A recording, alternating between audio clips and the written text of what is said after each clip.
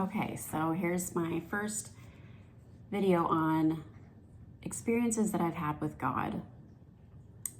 And hopefully my cat will not try to interrupt. But I didn't necessarily...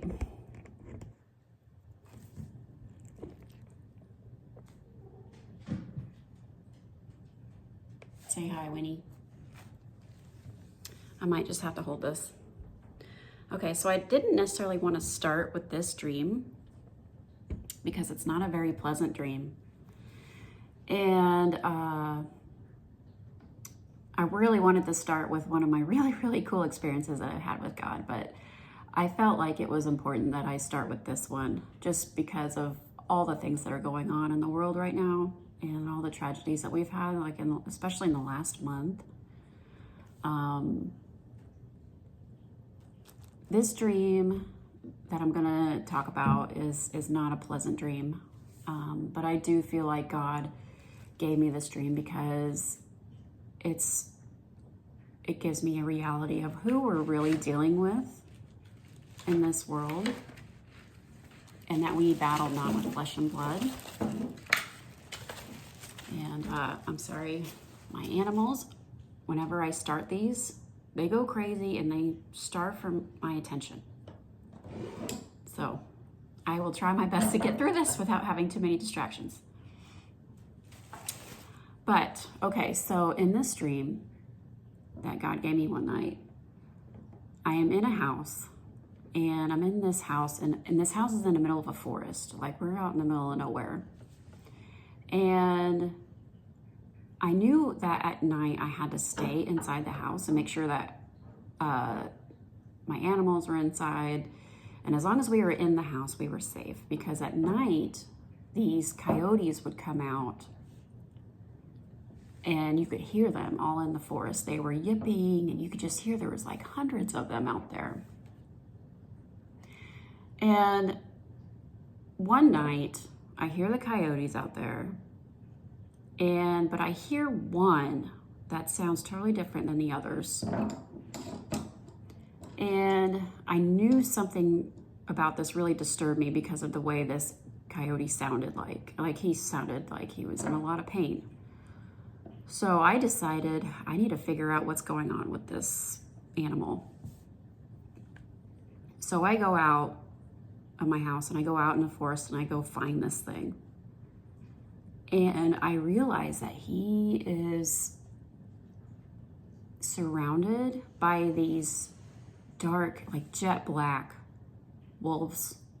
They're much larger than him. They have piercing red eyes. And they are surrounding him. And I can't get into detail of the description. I can't describe too much of what's going on because, you know, I'm so new at this video thing, and I don't know what words I can say and what I can't. So I'm going to be a little vague about a few things about this dream. But this poor coyote was just, the things that these wolves were doing to it were absolutely terrifying. And the wolves were not doing this like as like a natural wolf instinct type wolf thing, you know, like for food. These wolves were entertaining themselves. They were enjoying what they were doing to this coyote. And this thing was crying, wailing out in pain. And it was the most disturbing thing I think I've ever witnessed in my life. Like, both when I'm awake and in my dreams. It was a very disturbing image that I saw. So I ran back to the house and got back in my house, and I was safe. And luckily the dream ended there, thank God, because it was a very quick dream, and I'm thankful that God did not make that dream last any longer because it was terrifying. And I woke up, it was one of those dreams, you know, where you're like, yeah, I'm not going back to bed tonight. I'm gonna stay up. And so I prayed to God, like, God, what was that all about? That was very disturbing. And I know that God was telling me something about this dream. This wasn't just a normal nightmare. And God laid it on my heart who the coyotes were, the coyotes as a whole were, like the coyotes in the forest, like the ones, the hundreds of them that are out there. He told me who they were. He told me who the wolves were, which I think is a little obvious who they are. But, and then the lone coyote. So there's three things that I wanted direct discernment from the Lord about. And the Lord gave me a quick answer of who the coyotes were that were out in the forest. And because and in my dream, I had this sense that I had to avoid these coyotes and ignore them, just not pay attention to them. And that's why I would stay in my house. I just didn't necessarily see them as like bad or evil, but that I just needed to stay away from them.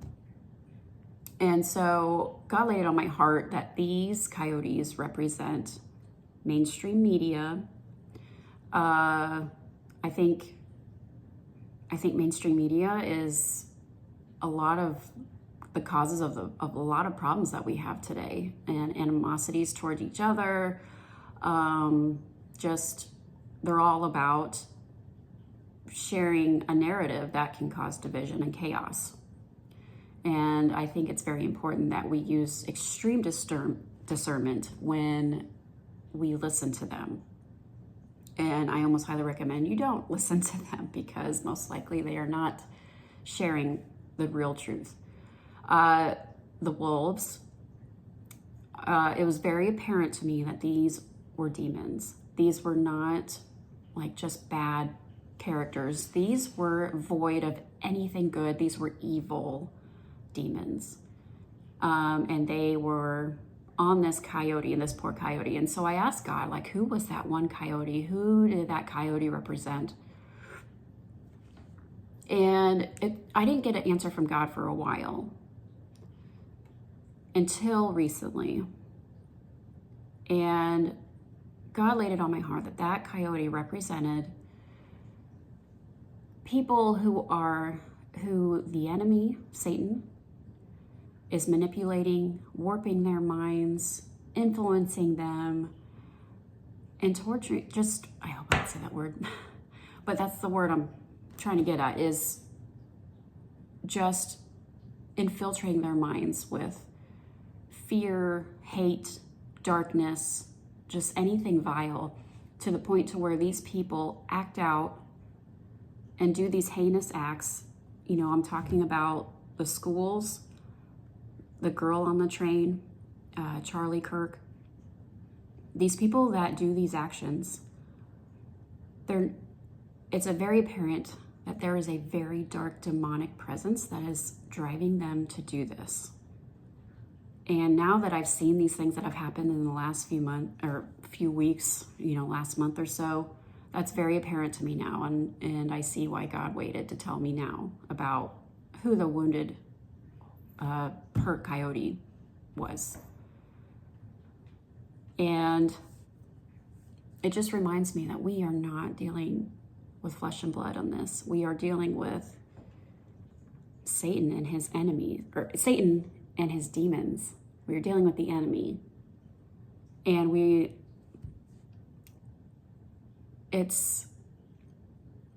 sorry, I'm buffering.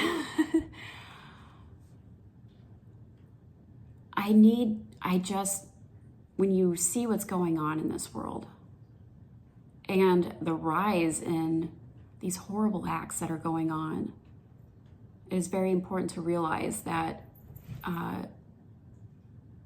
Satan and his enemies are out in full force right now. And it's very important that we guard ourselves and put on our armor of God and just cling to God more than ever now. Satan knows he's running out of time. We're getting to that time period where he knows he's running out of time. So he's going to try to drag as many people down with him as he can.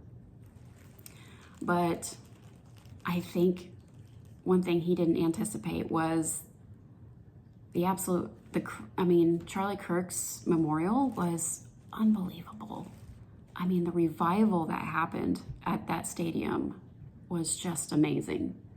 And I don't think Satan intended that to happen, but it did, because God is bigger, God is greater, God wins in the end. And, excuse me, Rudy, it's just very apparent to me that Satan is trying his best to influence people today. He's preying on the lost, the hurt, the ones that feel like they have nothing to lose, and they have just these dark, dark presence around them. And as I go through these videos, I just ask that you please pray for me, that I can really get out what I want to say, because I feel like I have all this information in my head, but getting it out of my mouth it's almost like I just need God to open the floodgates and really say what I want to say, because there's so much more that I want to say, but getting in front of cameras really is uncomfortable for me. And this is a new thing for me.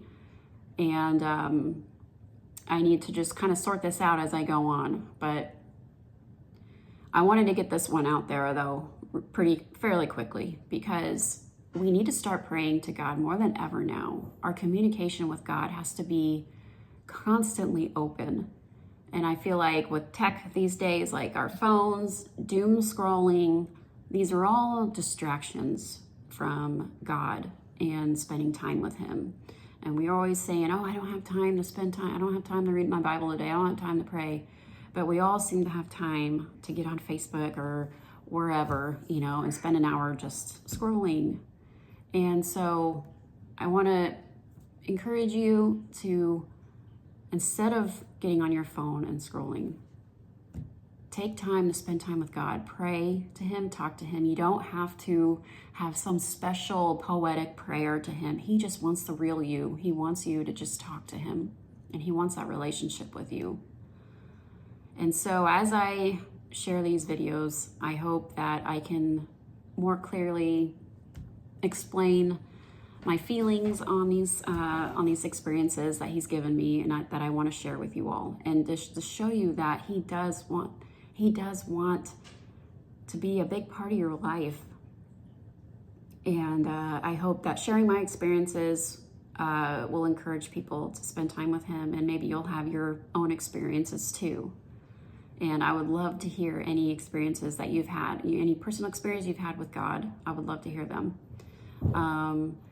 When it comes to, I'm going to be sharing eventually about how God miraculously healed my twins when they were in my womb. He gave me this beautiful dream about anxiety that completely reshaped my the way I view anxiety.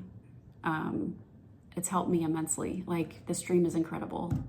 And even just telling me exactly the location of where my lost cat is. When I was a teenager, I had a lost cat, and God literally guided me to her. It was her. Anyway, I'll just end this here. I don't want these to get too long, but I just wanted to share this first dream that I just told you. And like I said, it wasn't the most pleasant one to talk about, but I felt it was the most important for right now to get out.